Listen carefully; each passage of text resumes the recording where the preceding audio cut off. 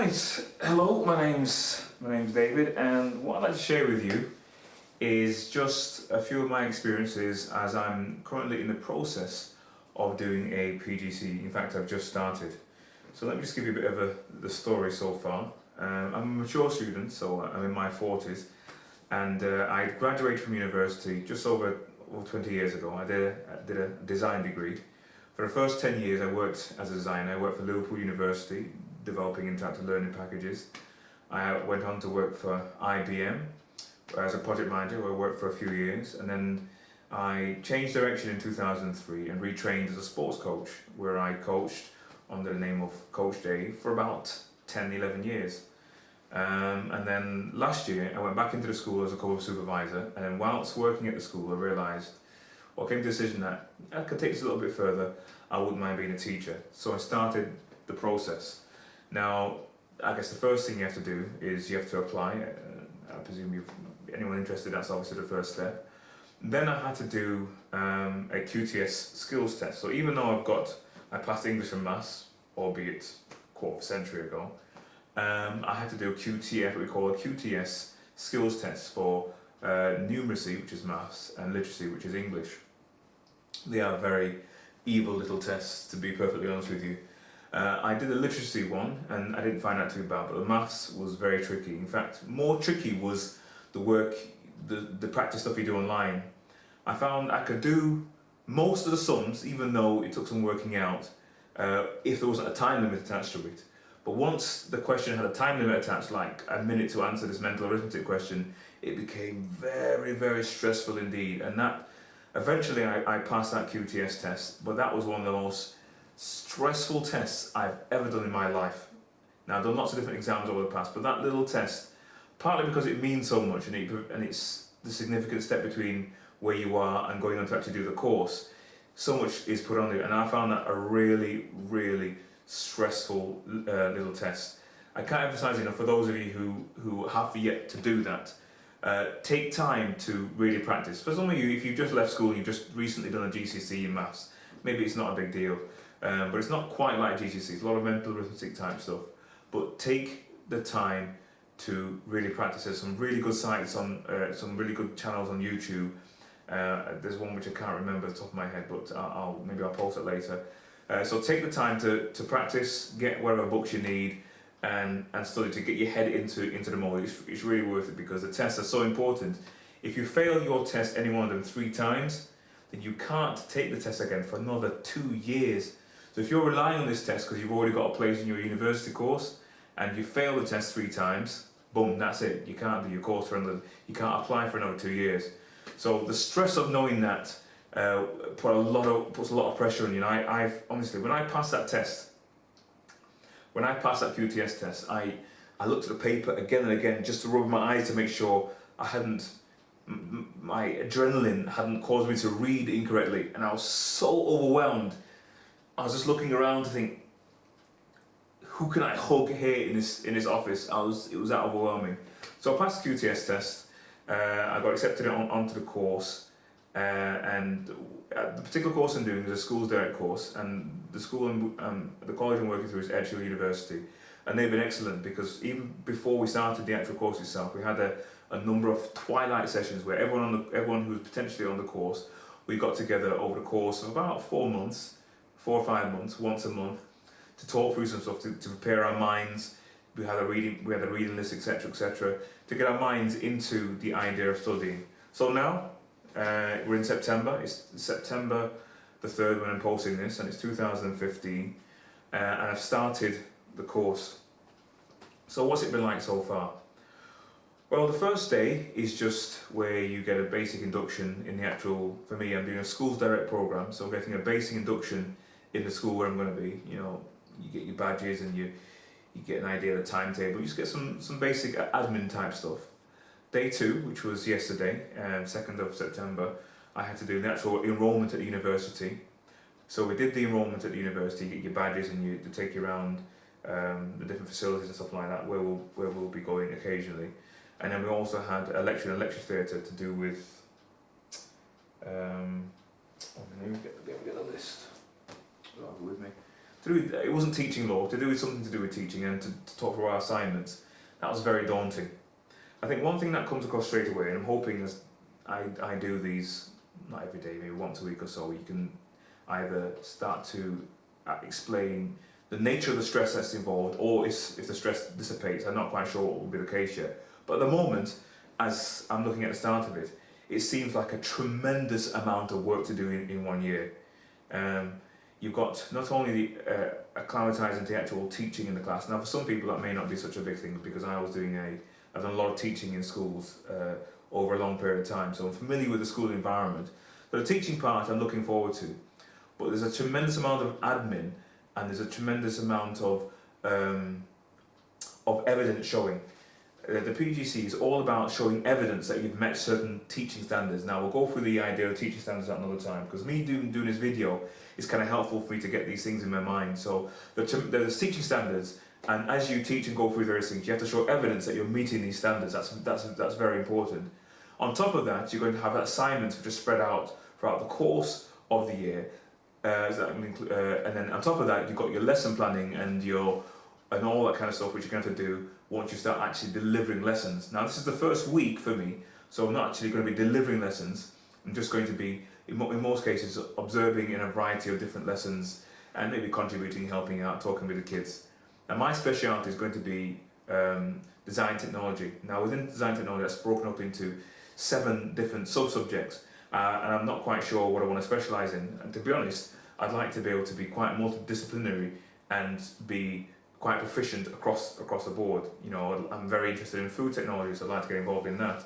I quite like textiles. I've got a background, I've done some sewing before, and I like a bit of knitting, and so the idea of getting involved in textiles is interesting. I really love the idea of product design. Now, design is my core background. I did a design degree. It was a multidisciplinary design degree. Talked a lot about design thinking and design theory, so I really want to get involved in design.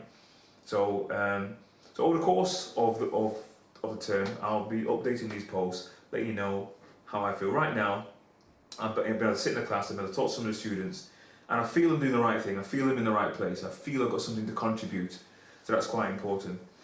One thing that I wanted to share with you today, what I've been told, the importance of reading. Now, I went to the library, and I've got a few books out. To be specific, I got 10 books out, and I'm going to try and read these books over the next, I guess, few months. I'm not quite sure how long it's going to take me to read all these books. Some people read really quickly, some people read a book a day. I don't think I read that fast. But what I'm going to try and do, for some of these books I'm going through, I'm going to try and, in separate videos, to my update videos, I'm going to try and read the book out loud and video that. So those of you who don't necessarily like reading or want to read, I'll share with you the books I'm reading, because I find, for me, it's beneficial. As I read, the more senses you can engage when you're trying to learn, the better. So if I'm reading, I'm using my eyes, I'm using my visual senses, I'm using my voice, my mouth, I'm also using my ears. So quite a few senses are involved in me reading. So as I'm reading with my eyes, the words are going back and they're going in through my ears as well. So one of the books I've got a few books here actually, one of which I've bought, and a few got out from the library. Now, one book I started reading already is called Mindset. Interesting book, Mindset.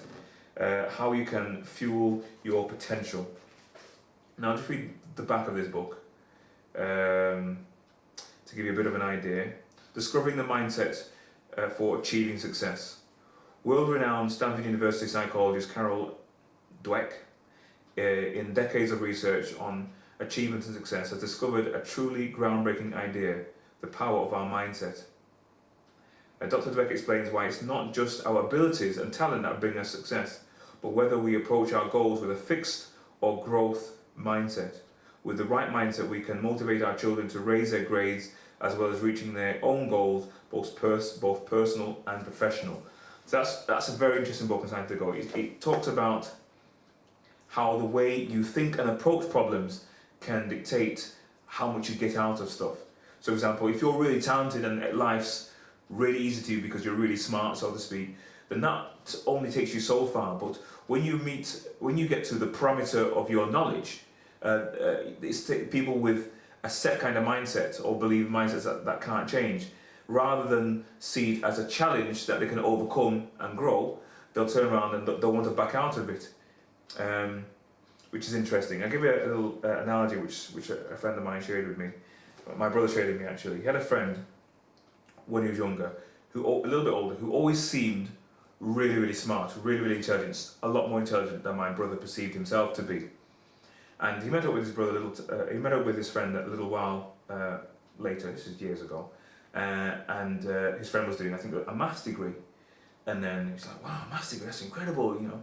And then a few years later, he met up with him again, and he was doing a physics degree. And a few years later, he was doing a chemistry degree. And my brother's thinking, "Wow, how unfair is this one guy to be blessed with so much knowledge and intelligence that he can have all these degrees, and I'm just struggling with my one." And sometime later, he met up with him, and he was discovered that the guy was doing a maths degree again. So he said, "Hang on, why are you doing a maths degree? I thought you did all these degrees ages ago." I think it was a physics degree he was doing. He said, "Well, actually, what it was, I started a maths degree, and the first year was fine, but then in the second year, it got really difficult. So I decided that it wasn't for me, and I tried to do a physics. I went on to do a chemistry degree. Same thing again. The first year was fine, and when it got to the second year, it got really, really hard. So I thought it wasn't for me. So then finally decided to do a physics degree, and I stuck it all the way through." What came through in that conversation was not so much that he was better suited to physics, but that his perception going into the degree was inaccurate. He wanted to do the degree as long as he felt it was easy or within his talent base. What he didn't anticipate was that the fact that it got difficult. Now, degrees should be difficult. There should come a point when you have to struggle through something. In fact, it's only when you struggle that you come to the parameters of where your knowledge actually is. For example, if I gave you math sums and the problems were only as complicated as 2 plus 2, 4, 4 plus 4, 8, 8 plus 8, 16. If that was the level of the sums that I gave you every single week, you might think this is really easy or I'm really smart, but you're not really learning, you're not really developing, because you've not reached the limits of what you actually know. In a physical sense, it works like this. Our muscles, our physical muscles in our body, only grow once they have reached a point where we can't lift anymore. Our muscle tissue fibre breaks down and then it's rebuilt stronger. If you only lift weights that you can do 1,000 of, there's no growth in the muscles. You have to get to the point whereby you're straining as hard as you can to lift something, and then maybe even not making it, and then again coming out and straining again, and then just about scraping it up. When you just about scrape through, and the muscle is distressed that much, it rebuilds stronger, you go back to the same weight a few weeks later, and all of a sudden you can do it again. Same thing with our learning. We have to come to a stage in everything if we want to grow, when we go past the part where it's difficult.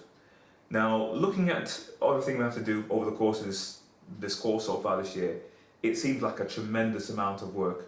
And I've been a little bit apprehensive leading up to this, thinking, well, I graduated from university 21 years ago. Can I get back into it? Is my brain sharp enough? And I've been a little bit apprehensive, but for those of you who are mature students watching this, fair enough, you may have left university 10, 15, or like me, 20 odd years ago, but then you've accrued a tremendous amount of life experience as well. And now you're going into a school, and the children aren't seeing a child, they're seeing a full-grown adult that's lived a little bit, and that gives you an advantage because you have so much more real life experience to share. You've not only gone to university, but you've had time out working. Maybe you've worked for a while, maybe you've been redundant, maybe you have to rebuild yourself back up again. These are the kind of skills that children desperately need. They need to realise that there's a link between, first of all, what they're learning there and the real life outside. And the reality of ups and downs, that's going to fortify them to be more successful in the future. So before I close off, I'm just going to show you, just going to read through the title of the different books I'm going to be reading over the next few months. So there's Mindset, an interesting book, I've started reading that. First Teaching, I've only just started reading that, but that sounds like an interesting book. Creative Teaching, okay? Now I haven't read these books. What I did actually is I went to the library and I just looked at all the books that sounded interesting, or like they'd be the kind of books that think in the way I want to be, if you like. Now we have a reading list, and I'm going to get some of the books and reading this as well. But I want to be a creative type teacher, a creative thinking teacher that really finds different types of ways, maybe avant-garde ways, to get the most out of students. So I wanted to find books that reflected that kind of mindset.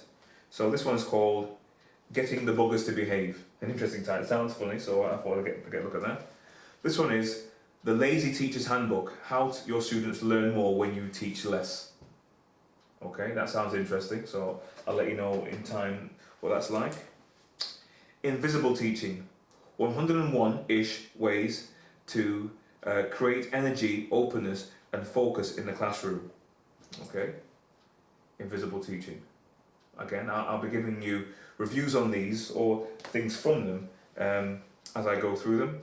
This one here, 100 completely new ideas for managing behaviour. Okay, that sounds interesting. Don't Change the Light Bulbs. I'm a sucker for a book with an interesting title. I don't quite know what it's about yet, but I just like the sound of it. I'll read the back. A book of top tips written by brilliant and inspiring teachers, educators and leaders, experts in their field and shining examples of pedagogical excellence. We can all strive to improve outcomes for our learners and develop ourselves as practitioners. With its focus of pedagogy and nurturing teaching practice, this book is a step towards helping us to do just that. Already there's a few big words in there, so it's got an interesting title, but I'm looking forward to seeing what that's got to share. What's this one here? Lesson Planning for Teachers. Hopefully that's going to be a good practical guide when I come to planning my lessons in a week or so. Confident Classroom Leadership. Okay, I'll read through this. It's got 70 or 80 pages, but even so, I'll be able to read through this and impart to you what I've got from it. And last but not least, we have Creating Winning Classrooms. Okay, so just before I go now, what I'm going to do, I'm going to share with you a few of the notes I've made from one of the books I've been reading, I think, to see if that might be helpful. So, from the book, First Teaching, I've just really gone through the introduction so far. I'm just going to outline what this book talks about initially.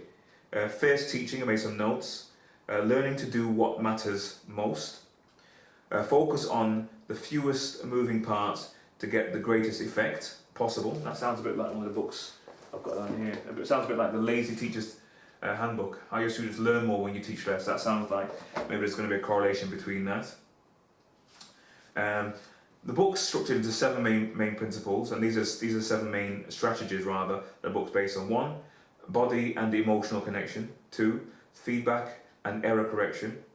3, input to output ratio. 4, elaboration for depth. 5, recall and memory management. 6, content coherence. And 7, environmental management. So that's the things that book's going to cover. It sounds like quite a technical book actually. I thought it was going to be a bit lighter than that, but it sounds quite heavy. Nevertheless, it outlined a couple of points which I wanted to go over. So from these, I've outlined my personal mission. So these are the missions, these are the reasons why I want to teach. My personal mission is to help kids have an enjoyable learning experience. That goes back to when I was at school, and for me it was hard to make a connection between what I was doing in school and outwards. So as a result, I didn't work very hard first time around. So I want to really, first of all, help children to have an enjoyable learning experience. I've been in schools where I'm sitting down and the kids just look so miserable.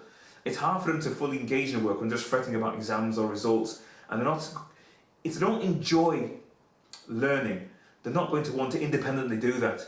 I want them to develop a joy for learning so much so that they can, in their own time, seek avenues to education and proactively do that themselves. Children aren't going to be proactively educating themselves if their formal education school is not enjoyable. So I want to make their learning experience enjoyable. I want to help them generate a passion for their subject. Now, my subject is going to be design technology, and I'm very passionate about design. And I want to help them, my students, develop a passion for what they're doing. They could go on to become world leaders. I could be discovering the next, I can't think of design off the top of my head, it's just gone out of my head. But there are a whole range of designers there that maybe they could be the next great thing. So I want to be involved in helping uncover that in the students, to help them create positive memory bridges. Yeah, so many things you're hearing with kids now going to school, being bullied, being this, being that. so many stretches that are happening in kids' lives now, which seem not to be quite there to the same extent 20 years ago. 20 when I left school, 26 years, 27 years ago. Wow, seems like a long time to say it like that. But I want to help develop in children positive memory bridges. What else have I got down here? My purpose is to help turn the light on in a child's mind. I remember myself in particular when that light was turned on.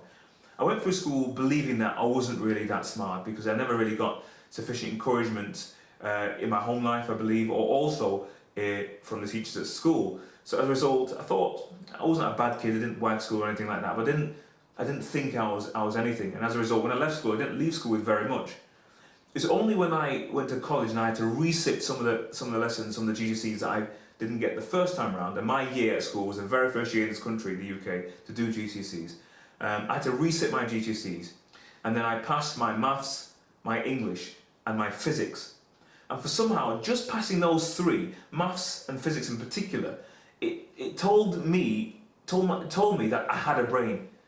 My brain was turned on. Certain things happened to make sense as I applied myself, and all of a sudden the light bulb went on inside my brain, which started me off on a course which led to acquiring a decent education, and in part led me to where I am right now. So I want to be part of turning that light on in a child's mind. What else have I got here? I believe every student can be excellent, and even excellent students can improve. Yeah, that's quite an interesting point. I've got a quote on that which I can't find off the top of my head. A nice quote to do with that. I believe intelligence is not fixed, but can be improved and increased. And that's something that mentality is when it comes out of this book, the mindset. The fact that, if you tell someone that they have a fixed intelligence, maybe they don't seem to push themselves. So if you tell them they're not intelligent, maybe they don't seek to improve. But I believe that intelligence is not fixed, but can be improved upon and increased. What else have I got here? My values. I want students to enjoy their educational experience. School can be a very depressing place. If every day is spent doing something that the students do not enjoy. Okay. What else have I got? My principles: to be fair and even-handed, to teach without bias, prejudice, or favouritism. Now, it's very hard not to have favouritism because sometimes you tend to lend yourself to the children who are the nicest or the most pleasant, and the children whose names you call the most, you can start to build up a little bit of resentment for that. But I want to try and be even-handed throughout the students. Okay, I'm going to leave you, those who are watching this, 1 or a million, I don't know, with a task. If you're looking to become a teacher, then I think it's probably worthwhile that you ask yourself this question: why I want to be a teacher? And then to list down just a few points. So you can start to analyse yourself objectively, if this is something you really want to do, and if you want to do it, if you want to do it for the right reasons. So these are my reasons. I want to be a teacher because I love to impart knowledge. I love sharing knowledge. I love teaching people teaching or passing on something I know how to do to other people. So I love to impart knowledge. I have a desire to inspire. Part of my natural characteristic is to motivate and inspire. I like doing that. I like seeing people's eyes widen. I like seeing even maybe the most downcast child, all of a sudden you give them a few tips or a few key points, and you see all of a sudden they wake up inside. I like the idea of waking a child up inside. So that's quite exciting. Trying to read my writing here. I enjoy it. Hard to even write it.